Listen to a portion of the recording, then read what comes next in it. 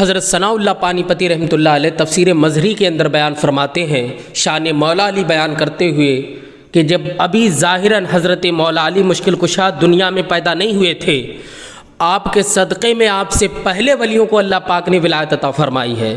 یہ شان اور پاور ہے حضرت علی رضی اللہ تعالیٰ عنہ کا کہ آپ ظاہراً بھی دنیا میں تشریف نہیں لائیں، چونکہ ہر نبی کی امت میں اللہ پاک نے ولی پیدا فرمائے ہیں۔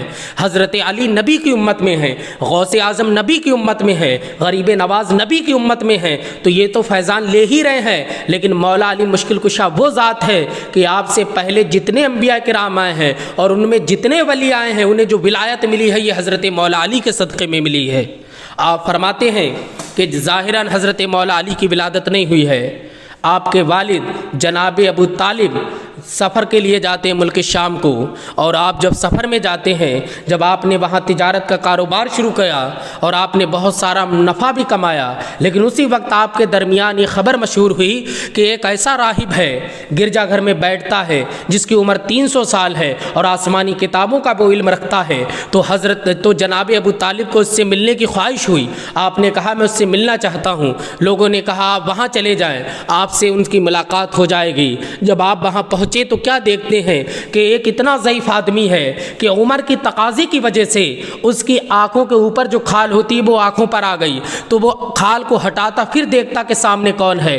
جب ابو طالب پہنچے ہیں تو اس نے دیکھا اور اس نے کہا، جیسے ہی دیکھا اپنے آنکھ کا پپوٹا اٹھایا، دیکھتا ہے ابو طالب کو، کہتا ہے کہ آپ مکے سے آئے ہیں۔ ابو طالب کو بڑی حیرت ہوئی کہ یہ مجھے کیسے جانتا ہے، میں تو پہلی مرتبہ یہاں آیا ہوں اور میں تو تجارت کی غرض سے آیا ہوں، کوئی ملاقات نہیں ہے۔ اس نے کہا مکے سے آئے ہیں؟ کہا میں مکے سے آیا ہوں۔ کہا کہ آپ کا تعلق قریش سے ہے؟ کہا میں قریش سے ہوں۔ کہا کہ آپ کے عبد مناف کی نسل سے ہے؟ کہا میں عبد مناف کی نسل سے ہوں۔ کہا تو میں غلطی نہیں کر رہا ہوں، تمہارا ایک بھتیجا ہے جس کا نام محمد ہے؟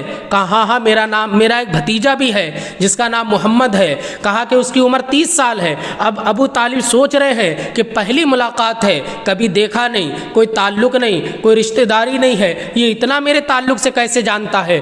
آپ نے پوچھا تو کیسے جانتا ہے؟ اس نے کہا میں 300 سال کی عمر رکھتا ہوں اور میں نے آسمانی کتابوں میں پڑھا ہے کہ ایسا شخص آئے گا کہ جس کے بھائی کی عمر 30 سال ہوگی اور اس کا نام محمد ہوگا۔ جب وہ شخص آئے گا تو اللہ پاک اس محمد کے چچا کے گھر میں ایک بچہ پیدا کرے گا جس کا نام علی ہوگا، علی ہوگا جس کا نام۔ آپ غور تو کریں، ابھی جناب علی رضی اللہ تعالیٰ عنہ پیدا نہیں ہوئے ہیں لیکن راہب خبریں دے رہا ہے۔ آپ کو بڑی حیرت اور تعجب ہوا کہ یہ کیسے جانتا ہے۔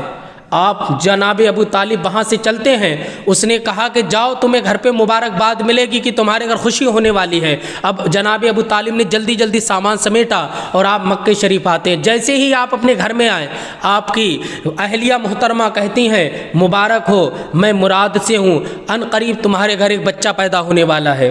اللہ اکبر۔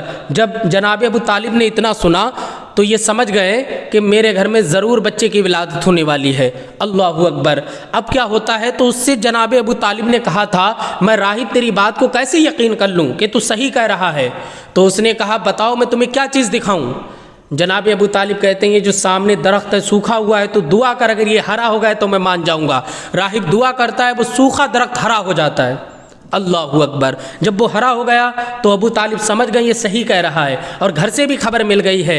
اب ہوتا کیا ہے، علی رضی اللہ تعالیٰ عنہ وہ ذات ہیں جو ابھی پیدا نہیں ہوئے ہیں لیکن مصطفیٰ کا ادب کرتے ہیں، مصطفیٰ کی کیسی تعظیم کرتے ہیں۔ ایسا ہوتا ہے سرکار ابو طالب کے بھتیجے ہیں اور آپ کی اہلیہ سرکار کی چچانی ہیں، لیکن تب بھی آپ جب بھی ان کے گھر جاتے، ابھی اعلان نبوت نہیں کیا ہے، ابھی آپ نے تبلیغ نہیں اسلام کی پھیلائی ہے، اور وہ لوگ بڑے بھی ہیں، لیکن جب بھی سرکار جاتے ان کے گھر تو وہ ان سرکار کے لیے کھڑی ہو جاتی۔ فاطمہ بنت اسد حضرت علی کی والدہ کا نام ہے، وہ کھڑی ہو جاتی۔ جب کئی مرتبہ ایسا ہوا تو جناب ابو طالب نے پوچھا ایک بات بتاؤ کہ جب سرکار آتے محمد تو تم کھڑی کیوں ہو جاتی ہو؟ کہا وجہ یہ ہے میں کھڑی ہونا تو نہیں چاہتا ہوں، یہ چھوٹے ہیں میرے بھتیجے ہیں، لیکن جو میرے شکم میں بچہ ہے وہ حرکت کرتا ہے ایسی کہ مجھے مجبوراً کھڑا ہونا پڑتا ہے۔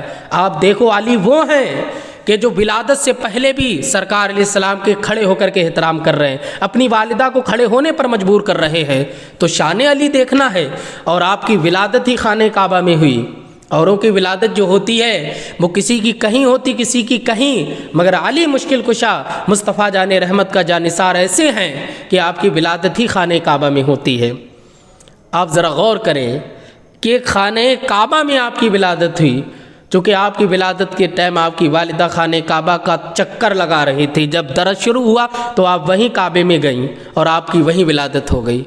तो ये मुस्तफ़ा जान रहमत के अजीम सहाबी हैं, हज़रत फ़ातिमतुज़ ज़हरा के शौहर हज़रत हसनैन के वालिद और मुस्तफ़ा जान रहमत के बिस्तर पे हिजरत की रात सोने वाले वो हज़रत मुश्किल कुशा हैं। तो अल्लाह पाक ने बहुत अज़मतें और बड़ी ताकत हज़रत अली मुश्किल कुशा को अता